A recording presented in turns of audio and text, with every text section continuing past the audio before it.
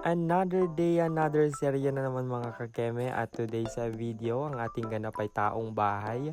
So napag-isipan kong maglaba dahil punong-puno ng ating laundry basket at wala na rin tayong maisuot kaya naglaba ako for today's video at habang ako'y naglalaba, sinabihan ko ang aking daddy kes na siya ang magluluto, maglilinis at magtitinda dahil ang aking labahin ay gabundok na.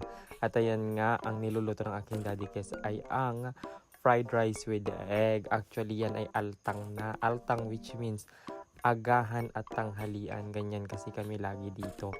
Nagkakapilang kami sa umaga. Then, mga around 9 or 10, yan na mag-aaltang na kami para sa gitna ng umaga at tanghalian.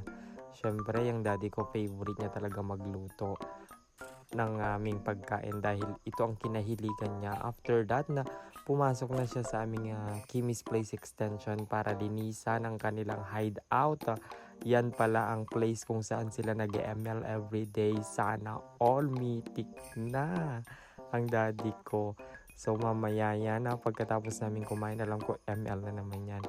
Kaya naman nagpunta ako dito sa Maya part ng lutuan ng aming ulam which is our favorite na Japanese siomai which is yan ay aming cravings today. Ayan na nga ang aking kuko guys.